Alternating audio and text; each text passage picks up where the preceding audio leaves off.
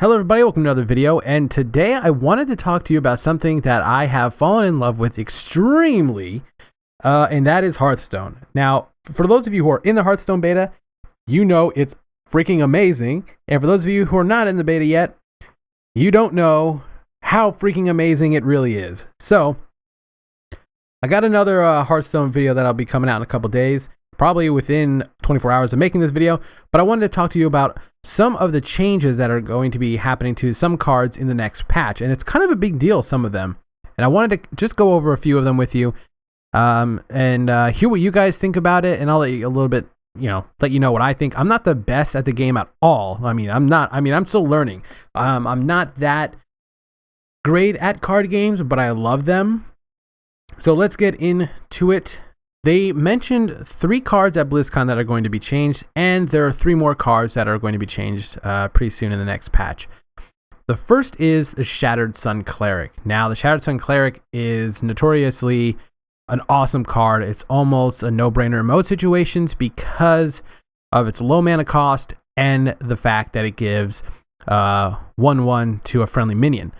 So it's a great card. It's a great value card just by itself, but in addition to the effect, it is really good. And it's a 3/3 for 3, which means it's a 3 attack, 3 health for 3 mana. They're changing it to a 3/2 for 3. They're changing its health down to 2.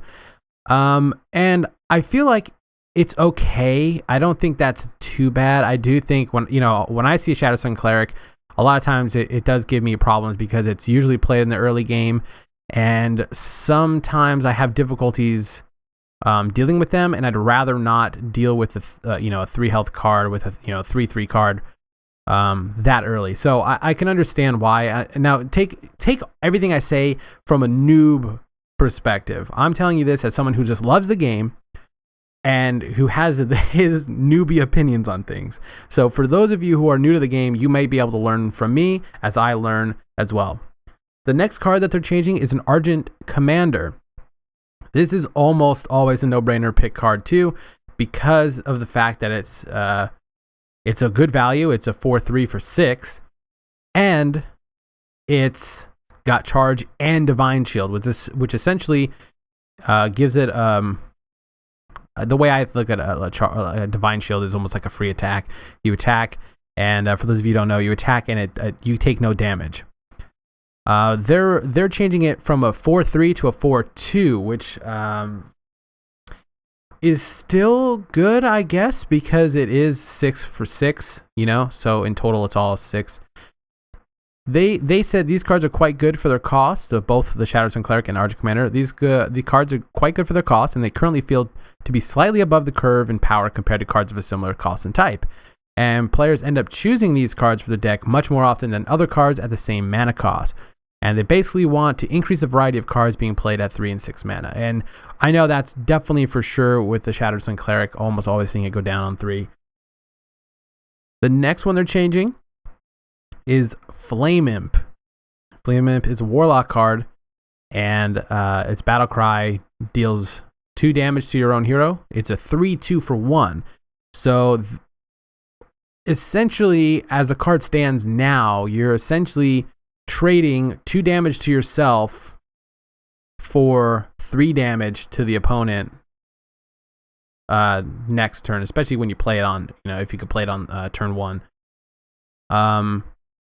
They're changing that from the Battlecry dealing 2 damage and increasing it to 3. So you'll be dealing 3 damage to yourself, essentially kind of making it pretty even. Like, you're able to use it, let's say turn 1, you deal 3 damage to yourself. The next turn, you'll be able to attack the opponent. And it's just a really good card for really early in the game. I don't really play Warlock, so I don't really know the different combos you could use Flame Imp with. I haven't really gotten to really getting the feel of Warlocks yet. But their reasoning behind this was that Warlocks have a very strong early game, and the small change to Flame Imp should help a small amount. There are other cards that help the Warlock maintain early board advantage, and we're keeping a close eye on those as time goes on. The next one is Mind Control. They are changing the mana cost from 8 and increasing it to 10.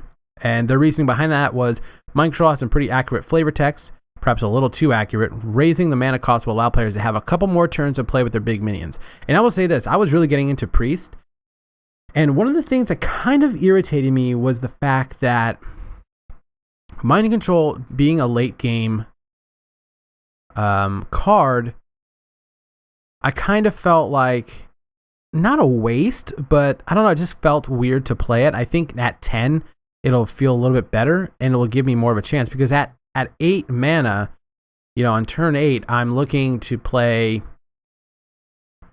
a pretty big card and, maybe, mid-level, maybe like a 6 and a 2 or a 5 and a 3. I don't know. For me, though, I always just felt like Mind Control was always taking up a turn for me that I could put out maybe 2 minions that are pretty strong.